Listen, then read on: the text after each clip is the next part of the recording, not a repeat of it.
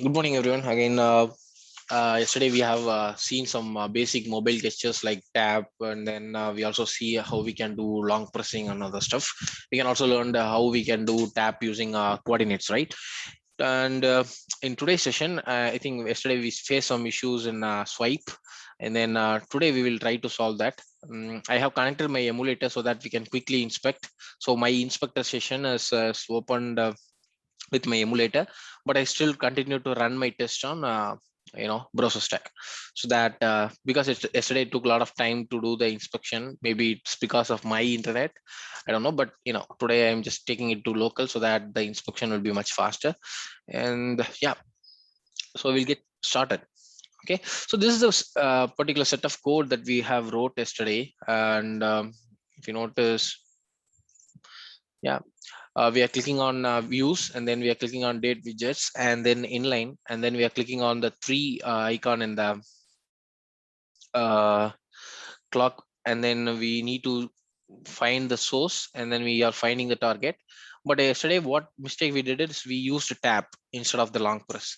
So tap is basically a simulation event where the user will uh, touch the mobile screen and take the hands out. Okay, so that doesn't work for a long swiping action. You need to press it, right?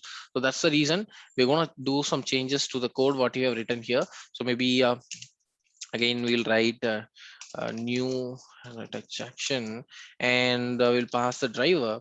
Instead of the tab, we'll use the long press. Okay, and if notice, long press is having two options. Either you can do a long press using point, as well long press using the element. So I'm using the long press options. Okay, and dot with element, and here you can pass the element, right? So element option dot element option, right? Element, and then here you can pass the source. So this is my source. Okay, and here after that I can put a dot.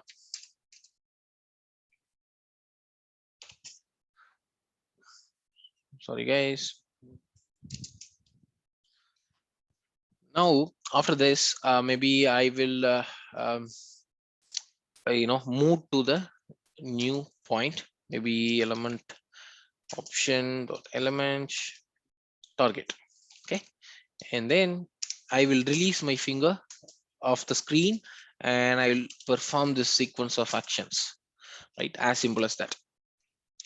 We'll break it down. So yesterday the only mistake we did is we tried to do a tap instead of the long press. So apart from that, the code remains the same. So imagine if you're doing a swiping action, how we will do it. You will not touch the screen and take the hands away. You will touch the screen, you move your fingers from one point to another, and then you release your finger, and then we'll perform the task. So this is a set of action that we're going to perform today.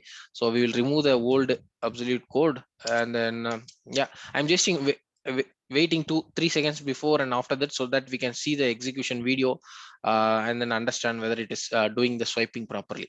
Okay, so if I run this test now, it will obviously run it on browser stack. So yeah, it might take a few seconds for the video to be upcoming. Before that, we will also do one more event, uh, that is drag and drop. If you go to your API demos app, if you click on views, go to drag and drop, and then drag and drop. Again, the screen is little blurry. I'm not sure because of the emulator. Mhm. Let's swipe close the app.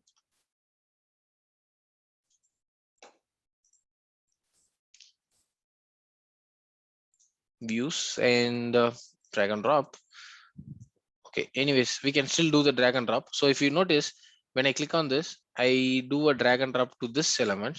It is telling dropped. So our test case is you need to drag this particular dot to this particular dot, and then you need to verify the dropped message. So that's our ultimate goal. And now we'll also go and see the execution video. The test got passed, and notice this is in a few seconds. Yeah, it's still getting ready, but yeah, it will be available soon. Yeah, so this is a swiping action we are trying to perform. We have applied some hard coded wait of 3 seconds before and after. So it's clicked on 3, the time is now 3:15. It's waiting for 3 seconds, and now it will perform the swipe to the 3:45. Yeah, it has done. And now, okay, after 3 seconds it will wait, and then your code will get entered. So this is how the swiping action taking place. Again, it's not like you have to only swipe across. You can also swipe from 15 to 40, 15 to 35 and other stuff. So we are just swiping from a source to a source element to the target element, right? So we can tap accordingly. Good.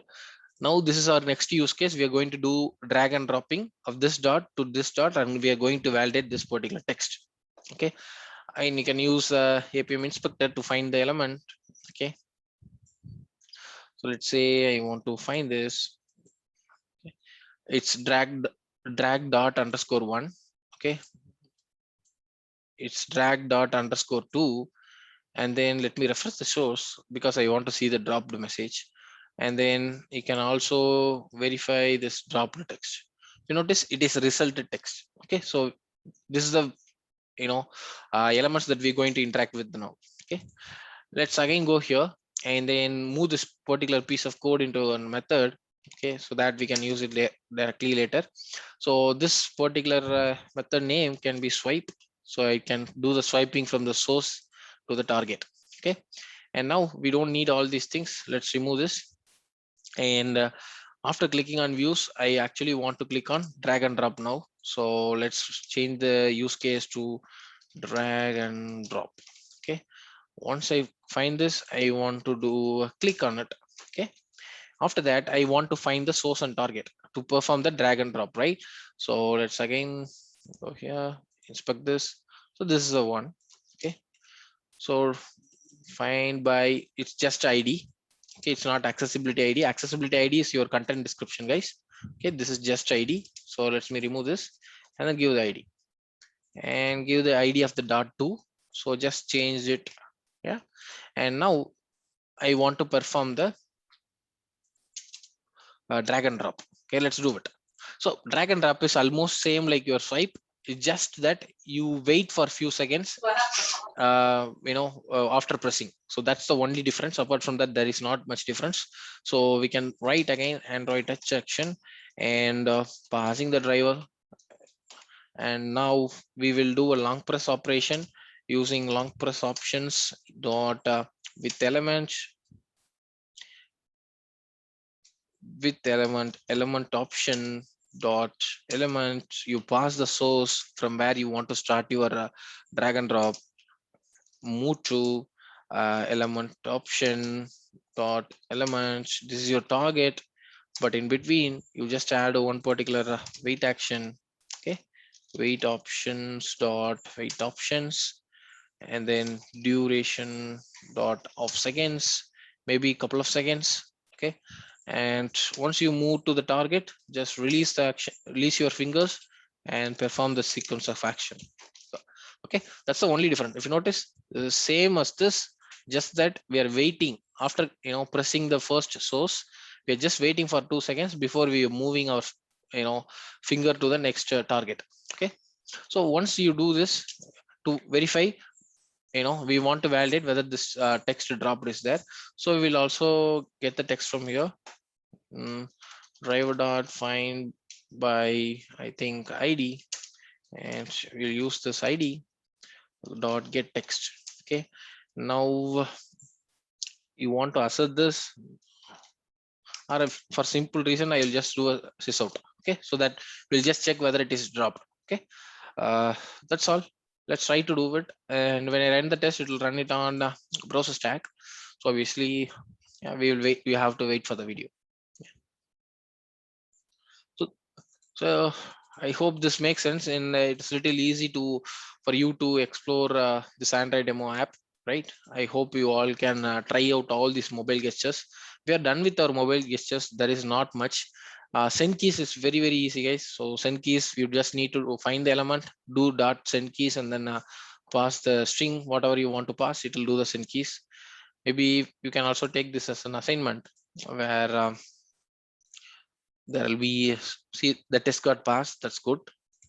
Okay, Now click on views, and then there will be something called as text views, text fields, something like that. So you can use this text fields to enter your, to try out send keys action. Okay, let's go. And then let's go to the build. And then if you notice, this is the one that ran few seconds ago.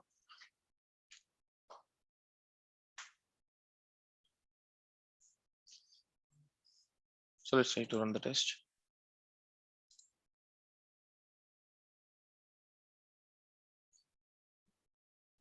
So it is performing. See, it's dragging that icon. Now it is dropped, right? We can also see the drop message in our console. Let's see, we have seen the drop message. So we can also get the text from the particular web element using get text method. Okay, so now we'll also move this to an external method so that we can use it later. So let's name it as drag and drop. Okay, that's it. So once this is done, I think we can remove all this stuff, and we can again try to do some in another interesting thing. Okay, so this is okay, but I want to scroll by different view method. Amatan, one question. Yeah, So we please. are doing long press, so that means we are waiting. We are doing the press and the wait, right? So Yeah, still we have to give a wait. yeah, because long press, there is something. Okay, if you notice the long press options dot. See, here you can also add with the duration. Okay, so here if you mention the with duration, you don't have to tell the wait action. Okay, how long you want to press that, so that you need to tell, right? Otherwise it will take some default time, and then it may not work correctly. Okay, Okay, got it. so here you can also give duration dot of seconds, and then 2, and now we can also tell uh, all the stuff. Okay, yeah, now we can tell with element, and then element option, whatever our normal way of doing it. Okay, Yes. so you can also do like this. Okay, it's just about chaining. You follow some method. Okay, I don't want to confuse with a lot of things. Okay, that's the reason I have used wait action. This is much more easy, right? So you can easily correlate with your swipe action. Just add the wait action in between, so that it's easy to understand. Okay, there are different Right. ways. Yeah, it's up to you to explore. So it's just you have to go and put a dot and then see what is there. Okay, we can also do based on a position.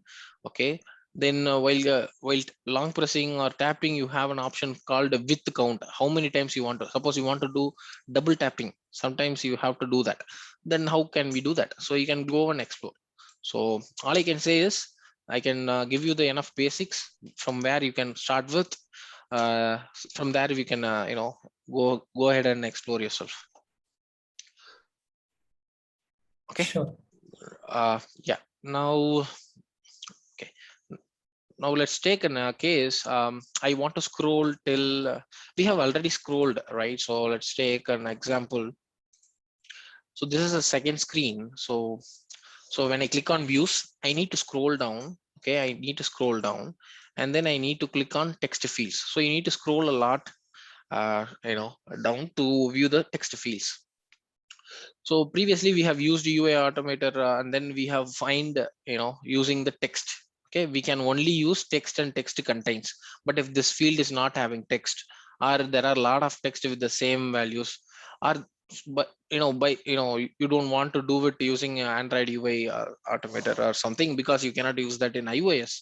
So you want to create some specific method that can do the scrolling for you based on the web element.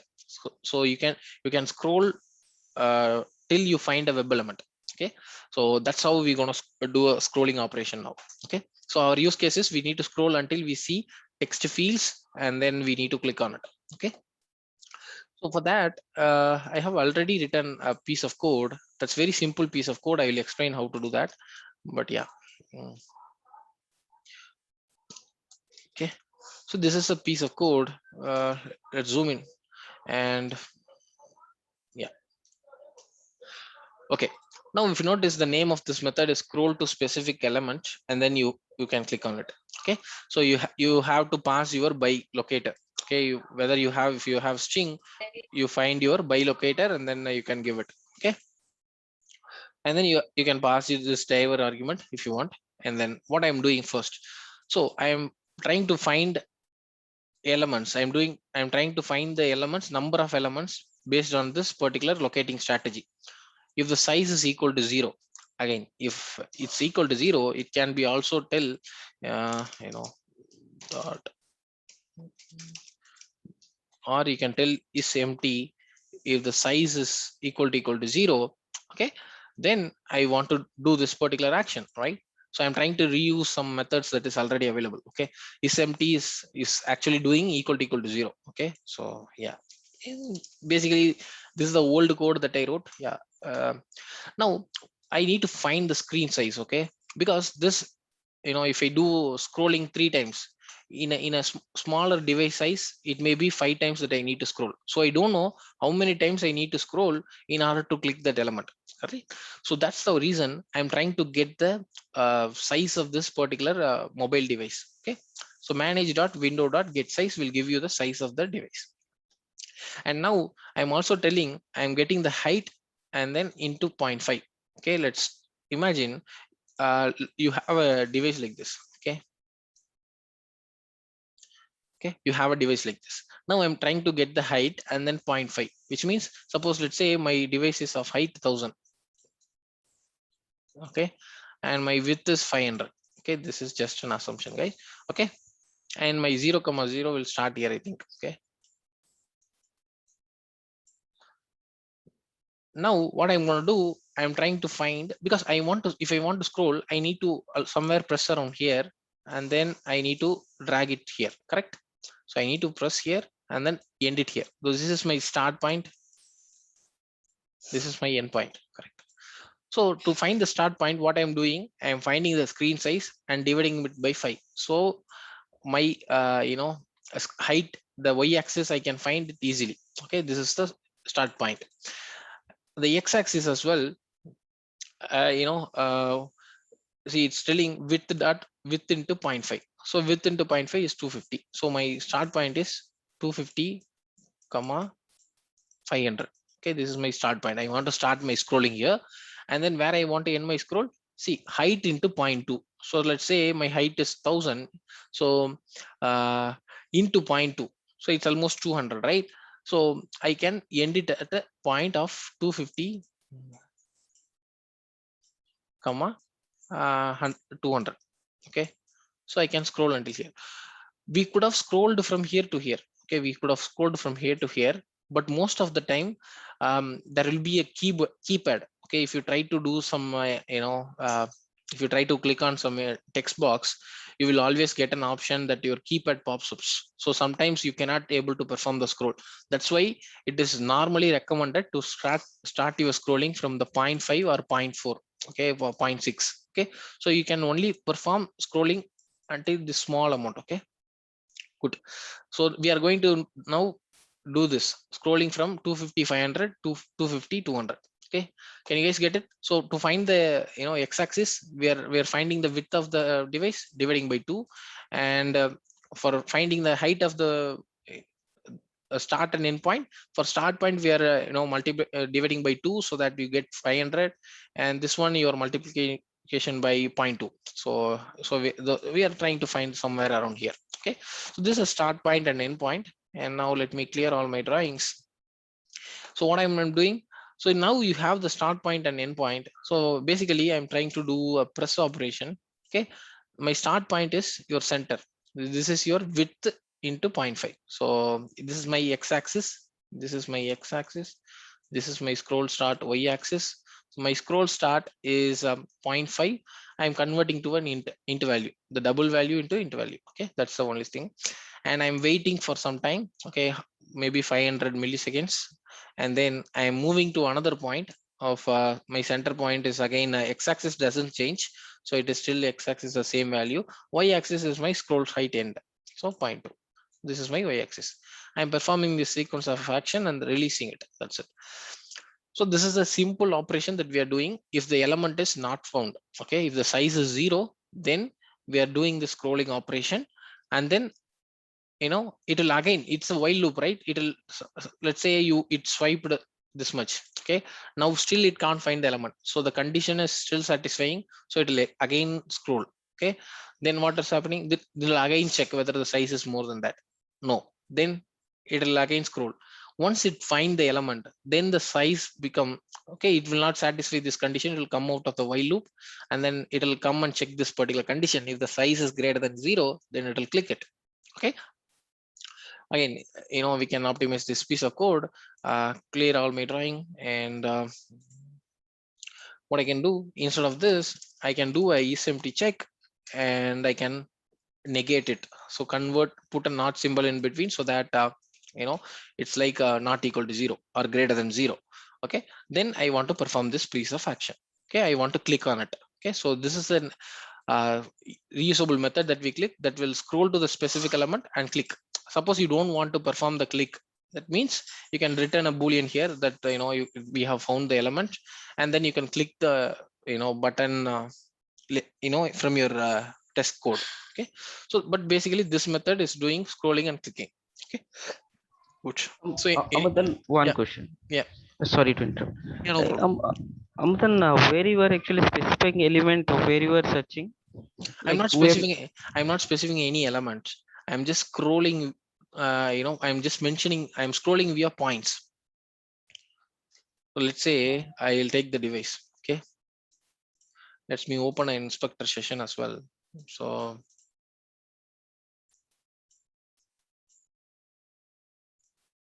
I'm not able to do it. Okay, anyways, let's say I'm just refreshing my screen or source. If I hover my uh, tab by coordinates, see, if you notice, the x-axis and y-axis is getting changed, right? Can you see it here? It is changing. Yeah, Yeah, you yeah. can change it here. I'm trying to do a swiping based on scrolling. Okay, so based on the points. Okay, x-axis and y-axis. So I don't bother about what are the elements there. I don't bother about it, but I will just scroll from this point to this point. That's it. I will scroll from this point. I'll start from here. Okay, I'll touch my screen here, and then I'll take it here, and then I'll release it. Okay, correct. Okay. If Yeah. you just take your mobile device in hand, touch the center of the screen, and then move your fingers upwards, then you can see your mobile is scrolling down, right? So this is the operation that we are performing to do, trying to do. To find the start point and end point only, we are doing all these things. Okay, start point, we need the start point. Okay, suppose if I hard code the soft point here, let's say I clear my drawings, and now for this, so let's say I'm using hard coding here, 477 959. It will work in this particular device, and then this is a start point, this is the end point, 527 477 whatever, and now the scrolling will happen in this particular device. Okay, but in suppose let's say your device is very small, then what will happen? Okay, sometimes if you have a text field, your keypad comes up, and then it may not be able to scroll it properly. Okay, that's the reason we are picking up the start point as 0.5 of your device height, and end point as 0.2 of your um, device height. Okay, and then the width is already we know, so the we will find the center of it by dividing by 2. Okay, got it now? Yeah. Very simple piece. Amutan, Yeah, Amutan, one more note. Can you show the code? Can you please minimize and show the code? yeah, Uh, yeah, yeah, just a minute. This is the code. okay. So like we use method for collection of elements, right? But Hmm. why you are using elements, whether it is present or not? Why you are using isEmpty? Find elements is empty. Say okay. Let's say Can use is display or is enabled or some. okay, that is correct. Okay, Okay. I'll come to that question, but for now let's let it be empty. Okay, Okay. okay. If I try to do, I'm doing drive dot find elements. Okay, there is Okay. a difference between find element and find elements. Okay, Yes. Yes. Correct. find element, if I try to do driver dot find element, okay, if the Mm, element is not available, it will throw no such element element exception. exception. Oh, correct. Okay, Correct. this is coming from your Selenium. Okay, Yeah. but yeah, so this will throw this. But if I try to do a find elements, okay, if I try to do a find elements, it won't throw exception. Okay, Okay. if the element is not available, the size of the list will be 0. Okay. It won't throw exception. So I don't want the exception to happen, because if it is again throwing the exception, I need to put it in the catch block again. I need to handle, no, not complex stuff. Okay, I am trying to get the elements. If the size is 0, scroll down, check again. If the size is 0, again scroll down and check again. If the size is greater than or not equal to 0, then you can that means it has already found the element, so click on it. That's it. Okay, Okay. Okay. Okay. Okay. so I don't want to want the Appium to throw element exception, no such element exception. That's why I'm using find elements. Okay. Okay, now let's try to do the scrolling here. And now after clicking on views, maybe I need to click tap on this. So we need to scroll and click on this text fields. Okay, this is the one. So text fields, maybe I can tell, um, let's say scroll to specific element. You can use anything. So by dot accessibility ID also you can use, or for example we can use by dot XPath. And then what we can do here, you can give text fields, right? So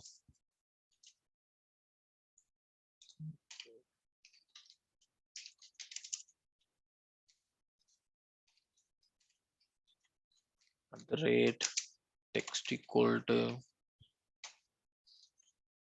text field.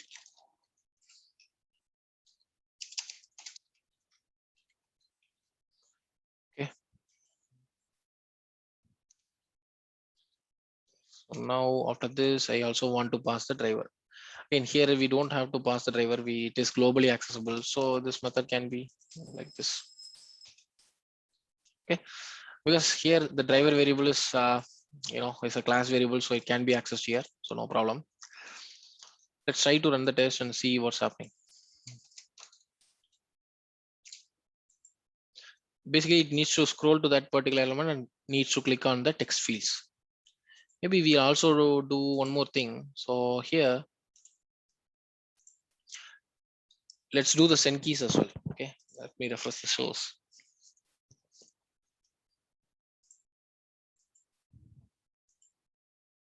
So this is a ID.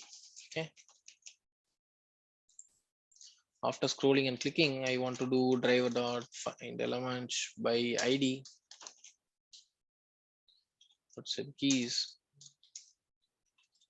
testing. Okay, let's try to run the test.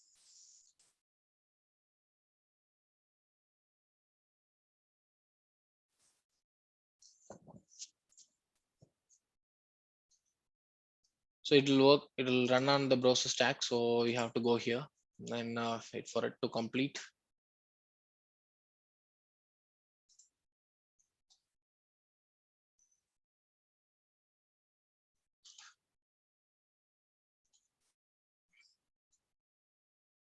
So it's still running. Guys, if you have any doubts, you can ask me now. So this is based on my experience, guys. After facing a lot of failures in scrolling, testing multiple devices of different sizes, I have derived at this particular logic. Okay, so the test is passed, which is a very good sign, at least for me, because I don't have to explain it again. So let's go here, then wait for it.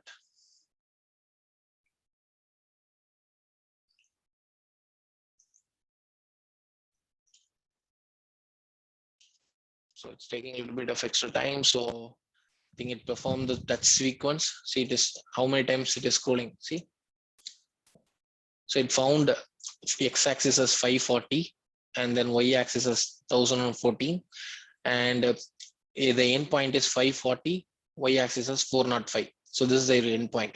Okay, then it's trying to find the element again with the text fields, and still it couldn't find. Again it is doing the same swiping action, the scrolling down action. It's scrolling down action again. Now it has found the element, and then now it will click. Okay, let's try to run it.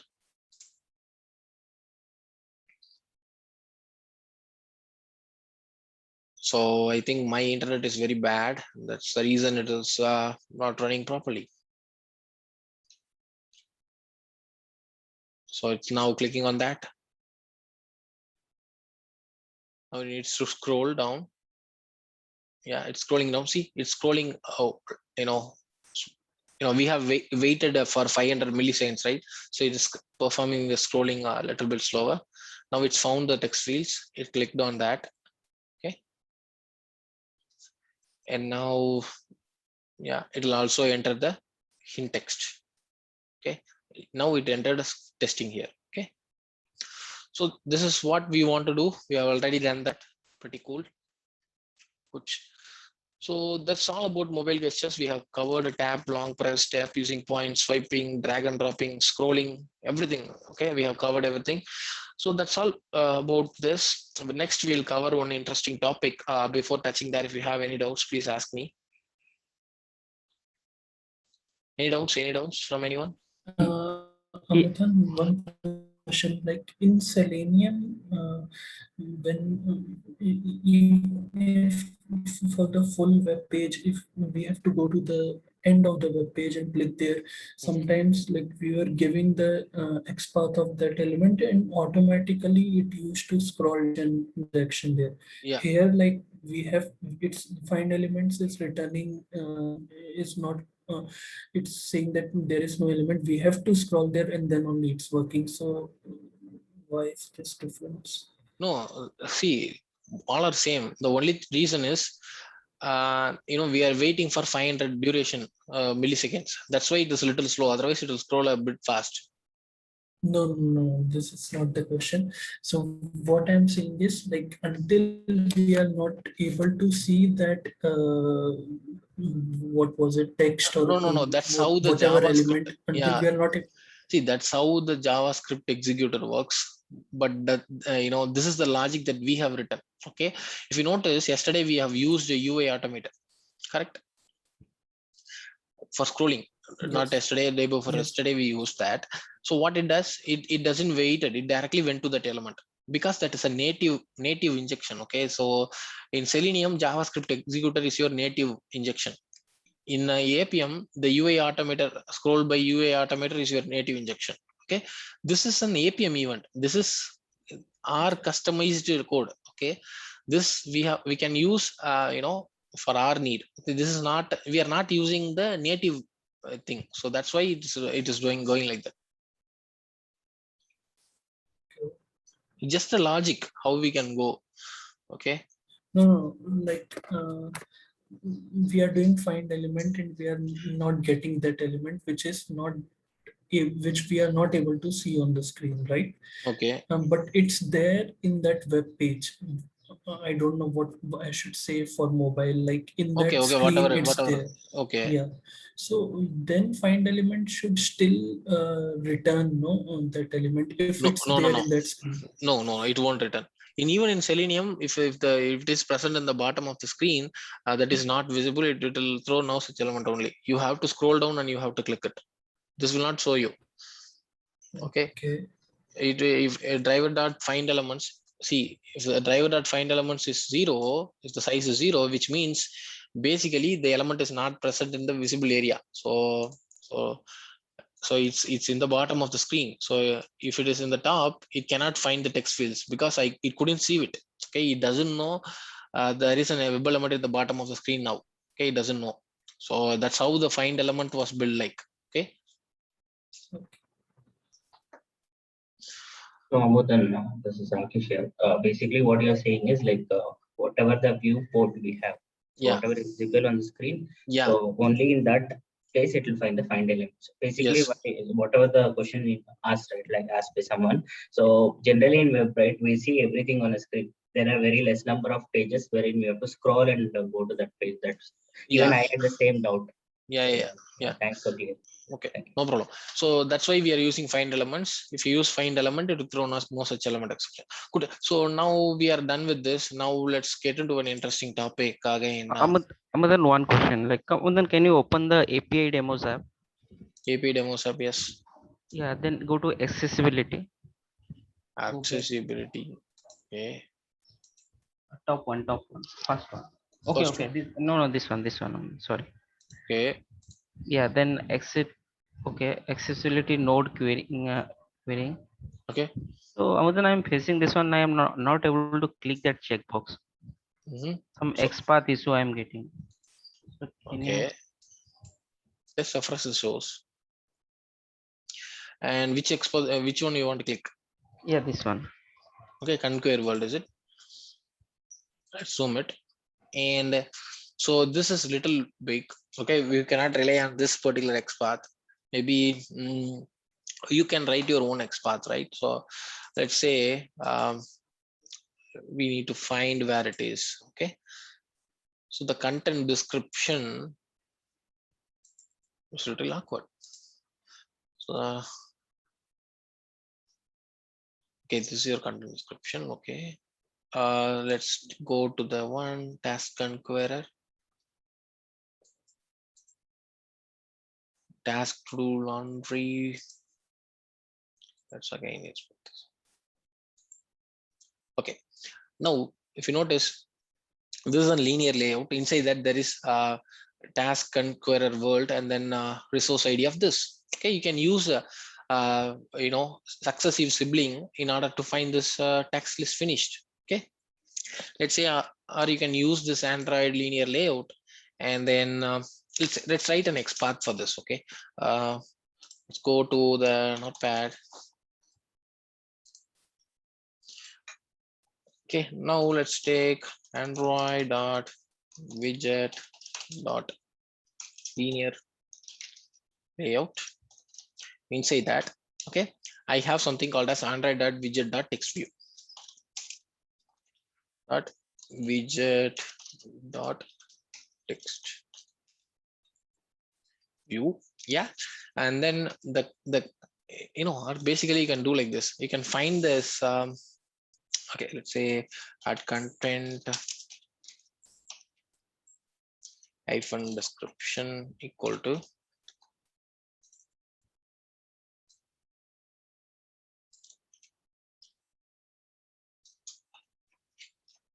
okay.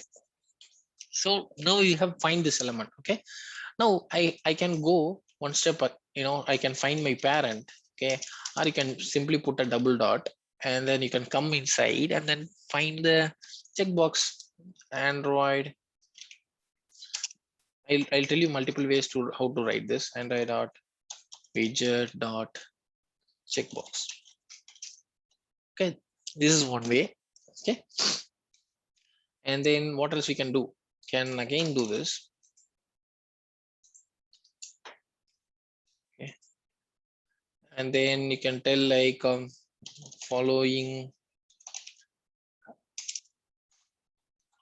hyphen sibling. Okay, colon Android dot widget dot check box. Okay, you can use any of these. Okay, so basically from its sibling, so this is a unique thing, right? So all these checkboxes will have the same property, so you cannot rely on that. So what I'm doing, I'm taking a reference from this and then I'm trying to click on this. That is the best way to do it. Okay, even if you use any, there are people claiming they can save thousands of minutes using some XPath plugins and all, but those XPath plugins can never give you an XPath like this. What they can give, linear layout of 3 slash checkbox. That's the only thing. But if there is a new element that is inserted after certain period of time, your XPath will fail.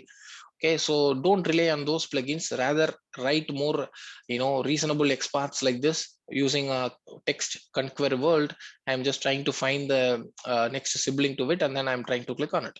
So, what are the XPath we wrote should work, right? So let's try to copy it, and then there is something called a search for element here.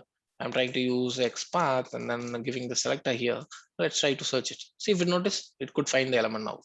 Okay. Okay, Amudan.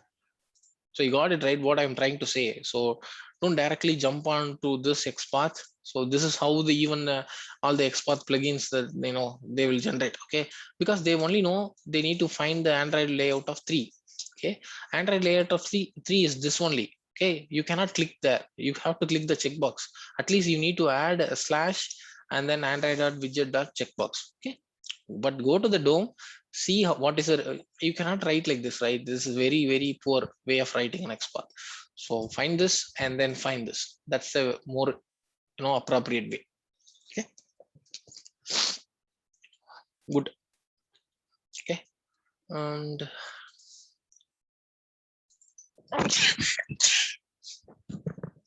excuse me, guys. Yeah, so we have done this. Now let's go and do some parallel execution, guys. Okay, that's very important. We have been running one by one test, and now we need to understand how this parallel execution works, right? Yeah. So let's say I have already created a class. Okay, this is nothing, guys. Same thing. So we have used to run our Appium test in our physical device. Same code. I'm just launching the app. Okay, I'm just launching the app. I'm clicking on views. This is the first test case. Okay, the second test case,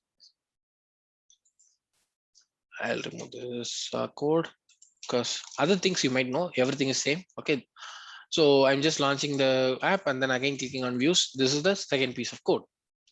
Now I want to achieve parallel execution. Okay, let's take an help of a paint. Okay, there are multiple ways you can achieve parallel execution. Okay, one among them is you have, let's assume you have two servers. Okay, and then you also have two devices. Okay, this is your device one, this is your device two. Then I have only one client. Okay, this is my client, this is my server one, this is server two, this is device one, this is device two. Okay, now if I want to do the parallel execution, okay, I can open two server, one I can pass like this. Okay, so this will interact with the device one, this will interact with the device two. Okay, so you can basically run two Appium servers to feed to two devices. You can just pass it from only one client. That's absolutely fine. Second option, okay, you have one server. Okay, you have one client, and then you have two devices. This is your device one, this is your device two. Okay, so now I need to interact with these two devices. Okay, for that I can make connection via different system port. The Appium server is having a lot of ports. Okay, let's say it's having 8200 to 8300. Okay, for Appium. Okay, so you can use any of these ports to communicate to the devices. Okay, this 8002, suppose let's say I am using 8200. Okay, this is the port 8200. Okay, and say this is my 8201 port. Okay, so basically you can use different ports to communicate to different devices. Okay, so this is a very simple thing. Either you use two different Appium servers or you use the same Appium server and use different ports, so that the commands don't get collided. Okay, you separate it into a different channel. Okay, so Appium have that capability. Appium is a server that has a lot of ports. Okay, you use different ports to communicate to different devices. As simple as that. The only problem is in this case, okay, your Appium has to do a lot of work. Okay, still it has to find the command, who is sending this. Okay, this is the kind. Okay, this I need to delegate to the device one, so I need to go via 8200. This is a command for the device two, I need to send it via 8201. Okay, so there is little bit of work that needs to be done by the Appium server, so there is more load. If you try to increase the number of devices, your Appium server has to do a lot of work, so the execution may slow. So that is the only drawback about this approach. The drawback about this approach is you cannot spin up a lot of Appium servers. It is really difficult for you to get tracked, but it will be little faster since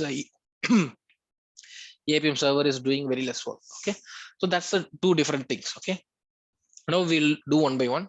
So for that, it's a very simple piece of code, guys. Nothing. So I'm launching the API demo app, UI Automator 2. I'm telling Android. I have also connect my physical device because I don't have two physical device. I don't have. I cannot. I can also create two emulators, but it may cause some issues. So that's why I'm using one emulator and one real device. Okay.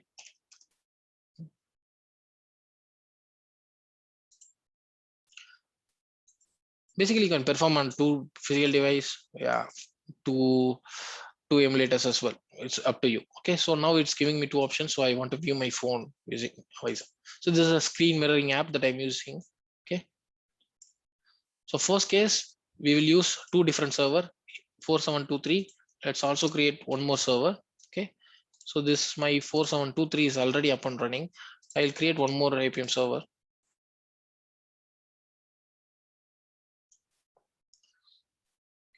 I hope you all can get it right. So this is very simple. So we need a 2 server. We already have the client ready.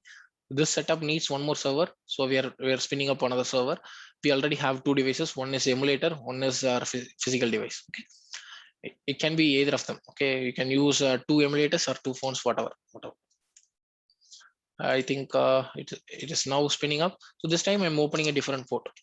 Again, guys, the port here, what we are mentioning is the machine port where this Appium server itself is running. Okay, the port what I have told 8200 and 8300 is the system, is a port inside the Appium server that is used to communicate to the devices. Okay, so those are 2 different things. Okay, this 4724 is a port in my desktop machine. Okay, let's start the server. Now this is also ready. 2 devices is ready. Okay, I have one device here, one emulator here, that is also ready. Let's try to launch the test. Okay, if you know, if you have to run this in parallel, you can use a test ng. So I have already developed the test ng.xml file and included the 2 test cases. Now let's try to run. So I have mentioned the thread count as 2, parallel equal to methods. Now let's try to run it.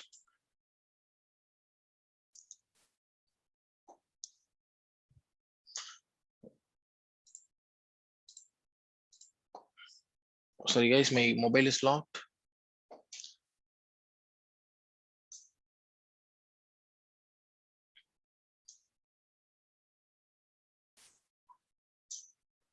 Yeah, so this both of them got complete. Okay, you notice the first one is also taking almost 18 seconds. This is also taking almost 80 seconds. Okay, good. So you are running your test parallelly using 2 Appium servers. Now we can also remove one particular server and then use the same server. So for that, let me change this to 4723 again, but I want to add one more capability here. Okay, capabilities dot set capability, Android mobile capability type dot system port. Okay, there is something called a system port which can be mentioned anywhere between 8200 to 8201. By default it will be 8200. So I'll copy this piece of code, and in the second test 8201. Okay, now I can also stop one of the server. Maybe I don't know which one I created recently, but yeah, let me stop one of them. And then this is also close the in progress session. Yeah, now I have only one server up and running, that is 4723, but I have 2 ports. Okay, let's try to run the test.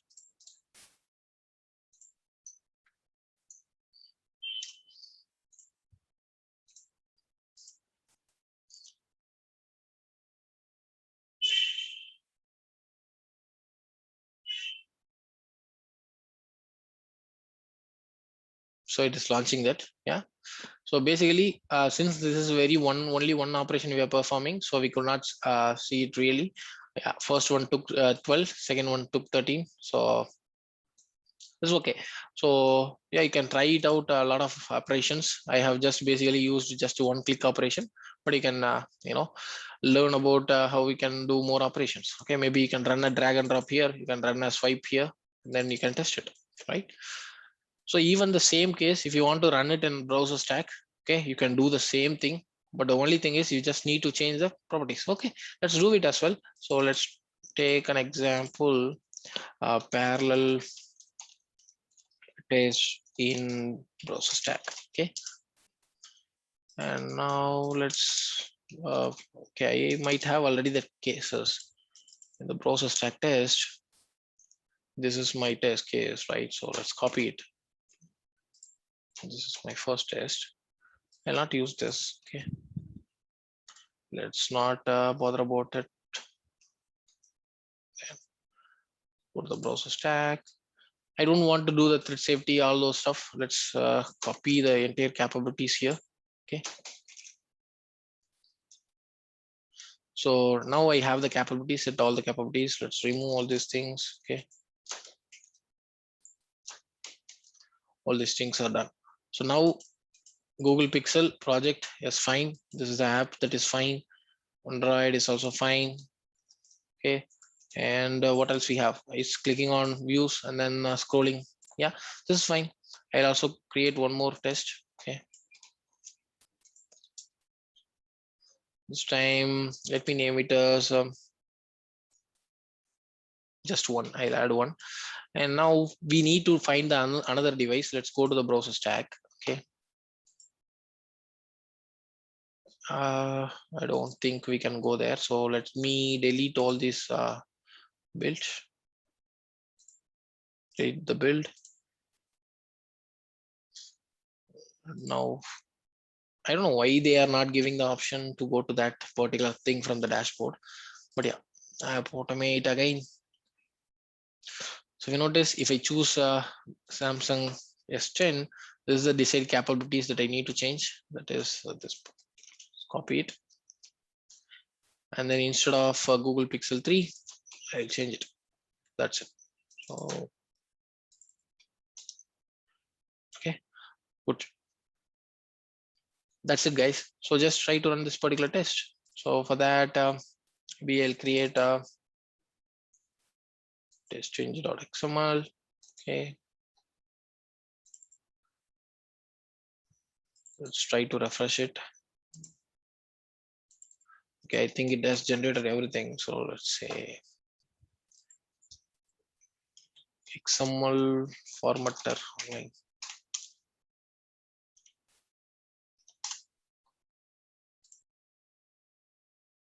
Basically, it have generated all whole stuff. As I recently moved to IntelliJ, so I may not be that much experienced like you guys.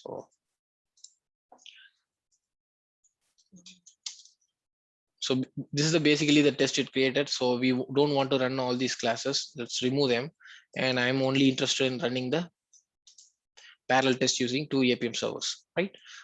Oh no, I actually want to use the browser stack. Yeah, so I can remove this. I can actually remove the stuff. Okay, so this is the one that I want to run. Good. Let's save it and then try to run it. So yeah, I have to go to the browser stack now.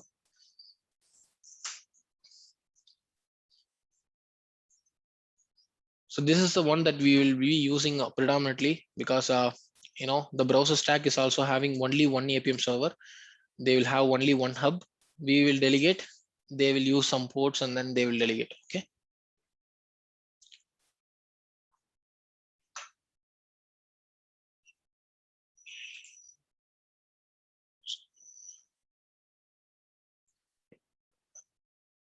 Yeah. I think it is just executing one by one. Okay, because we haven't set the parallel. So parallel equal to parallel equal to methods, and then thread count equal to 2. Sake, other test is still running.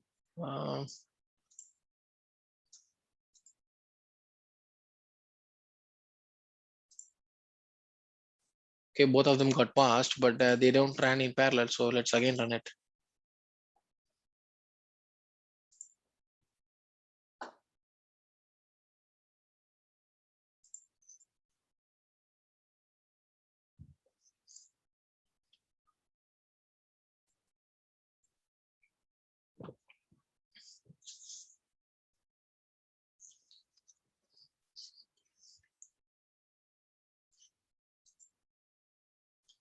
Notice both of them are running in parallel. Yeah, so this is as easy as that. Okay, so maybe some can take a little bit of extra time. Yeah, but both of them got executed parallel. Good, guys. I think that's all what I want to cover for today. Any doubts we can ask me now. Okay, where I have found this information, you can go to the Appium official documentation. You can go to the Android only section. You can go to all these desired capabilities one by one. But if you notice, there is something called a system port that is used to connect to Appium UA Automator server or your Appium Espresso. We are not using Appium Espresso, so the default is 8200. And select the one port between 8200 to 8299 for Appium. Okay, for Espresso it is 8300 to 8300 399. Okay, when you want to run the test in parallel, you can use different ports. That's what they will give in this parallel testing setup guide. Okay, you can also go through remaining stuff. Okay, Chrome driver executable, Chrome driver mapping file, all those stuff, whatever that you need that is relevant to you, you can take them. Okay, otherwise you can ignore it. Okay, so you can also do the unlocking. Suppose my mobile is locked. Not probably that we always use our real device for testing, but if you want to still unlock, you can unlock using pin password, but the fingerprint is not working, pattern is also working. So these three will work, but the fingerprint will not work. Just try it out yourself. Okay, if you go to this document, they will tell you what and all thing that you need to give. Okay, and then you can try it. Okay, if not, let me know, we'll see. Okay, very very simple things. Okay. Yeah, that's it guys. Any doubts you can ask me now. Yeah, Amutan, one question. Like Amutan, in suppose we are running from Jenkins. So suppose I am triggering the test cases from Jenkins and it will run in some instance like AWS instance. So in that particular instance, I have to open this Appium server, right? No, it's not that you have to run your Appium server in the same machine. Suppose, let's see, the browser stack is located in a different machine, a different location. Okay, you just delegating your test to that particular hub. That's it. Okay, you need the IP address or your DNS to delegate the test. That's it. You can No, run your Appium server anywhere. no. My question is, Amutan, like I don't have any browser stack. I have a window instance, suppose. So in that instance, whenever I am triggering from the client, suppose my local, I have the Eclipse, I have the code. Just a minute, guys. Just a minute. Just a minute. என்னம்மா? வரும்.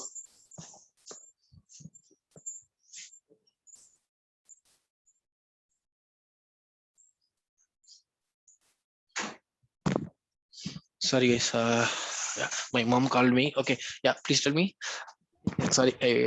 Yeah, Okay, no problem. Yeah. And then suppose in my local, I have in my laptop I have the code. So I want to trigger the code through Jenkins, and it should run in some AWS instance that is a window instance. So in the window instance, my question is, we should have a Appium server, or in my local I have that Appium server. You need to have it in the AWS instance. See, Correct. in AWS and all, I don't think you can trigger it and then do it. Okay, you need to rely on spinning up an EC2 instance and then you kickstarting your emulator and all. It's not an easy task. So I have never done that. The only thing that you can do is you can set up your own hub and then you can delegate your test to that. Okay, because spinning up an EC2 instance, you can use some AWS EC2 plugin and then you can trigger it. But I don't know, if it is a container, then you can use a Docker Compose file and then you can spin up all those things. But emulator, I don't think you can spin it up. So that is you have to download all the stuff, because EC2 machine will be new every time. So you have to download Android package, you need to download the Android home, all the stuff you need to do, and then you start your emulators there. That's something that is not possible, at least to me. So that's why people always use these kind of cloud stuff. Again guys, containerizing this whole stuff is not possible, because Chrome, it can be containerized, because Chrome people are supporting it. But if you're taking a device Android, to run it on a container, it needs a lot of things, so it's basically not possible. But the only thing that is possible is, instead of running your Appium server in the local, you can run it in the Docker. This Appium server can run inside a Docker container. That can be possible. But for that also you need a lot of virtualization and other stuff. That's quite tricky to achieve. So yeah, but you can just have a knowledge that you can run your Appium server, instead of running in a local, you can run it on the Docker containers. Okay. Amudan, one more question. Like Amudan, like for a proposal purpose, I'm asking, like, suppose we have 100 or 50 test cases. So what will be the best scenario to run those test cases? Okay, if your company is having some cloud providers, that is the first and best way to do it. Okay, Means like browser stack or like CTest, Cloudy, there are a lot of guys, Kobitown, Sauce Labs, a lot of guys. Okay, Perfecto, there's a lot of guys is there, so you can pick some of them. That is one. Okay, second, you can set up the cloud yourself. Okay, so let's say I have my two server. So I have started my 4723 this Appium server. I can start one more 4724, or I can use different ports. Okay, in the same server. This is basically my local host, right? So let's say I'm trying it to run it my local host. This is the local host. Okay, I'm trying to access my machine within my machine, so I'm using the network IP. But if you want to access my machine, okay, then there will be an IP. Okay, that IP can be converted to a DNS, and then you can access it. Okay, that's very easy thing. So you can set up your own Appium, server cloud. Okay, you can do that. That is very easy thing. okay. Okay, that is one. Or you can run it in your own device, physical device. You need to have a physical device plugged to your machine, and then you can run it. Emulators, 50 to 100 test cases, very difficult. So maybe the real device is the better choice. Amutan, one more question. Like, suppose we want to, suppose if we keep a breakpoint, right? Like, how we can debug in? We want to debug in our emulator, or we should debug in emulator, or we can debug in browser stack devices also. Like, I don't know whether browser stack supports the debugging and all, okay. but real device it is possible. But I never tried debugging in a APM perspective. Even in Selenium also, I never do debugging.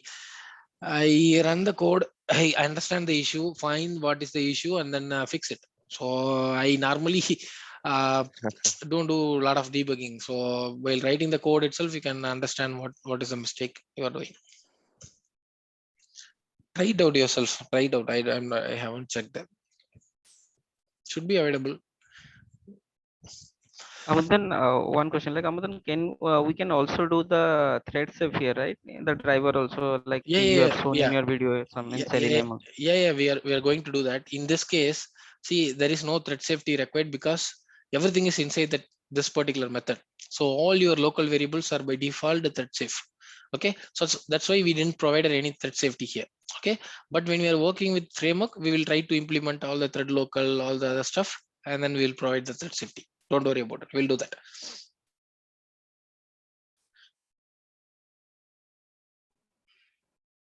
Got it right? Yeah, Amudan, yeah. Yeah. So yeah. If you said right, like on the real devices we can do the parallel testing. If you see here, for the parallel testing we have chosen two different devices, or like first time when we did, we used one emulator and the other one was device. When Yeah. we did on browser stack, it was one Google Pixel and the other one was Samsung. Yeah. So, but if I want to do on one device, how is it possible? If you want to do. I do it on as I mean normal or physical device if I connect it to my system. uh, So I have to do a parallel testing. So how would I do it? that's what you have to connect to. There are only, not So only you can connect via USB, you can also connect via Bluetooth, and okay, then there are softwares available to connect your devices to the machines. So if you have very less USBs, you can there are also available, like you can add more ports, like there are USB adapters available where you plug in one USB, you gives you 3 USB access.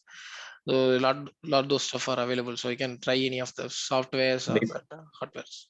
okay. Basically, if I want to run three tests, I should have three physical device and it can be connected via any means, Yeah. USB or Bluetooth. But I should have three devices and three different server by creating port or like creating three different APM server itself. Yes. Yes, to answer your question, like for Apple, there is a Thunderbolt USB, so we cannot, use our Mamuli USB. So Okay. what they give us a dongle.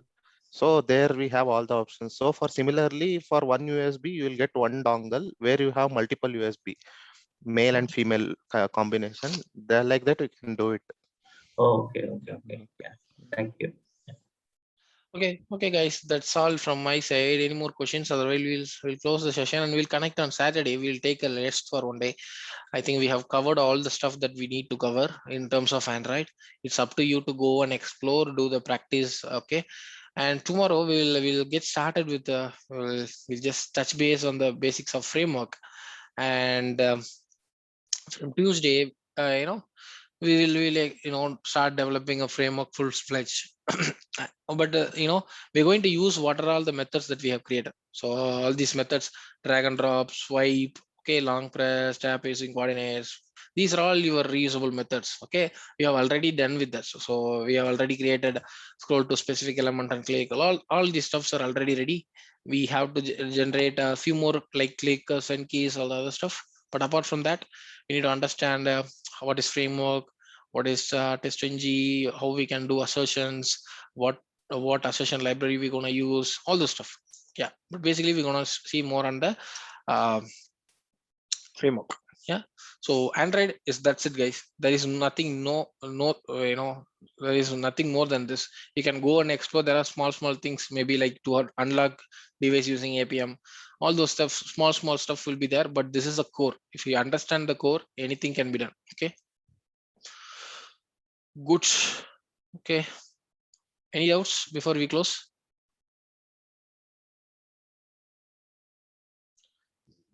Okay, then we'll wrap for today. You all have a very good day. Then bye.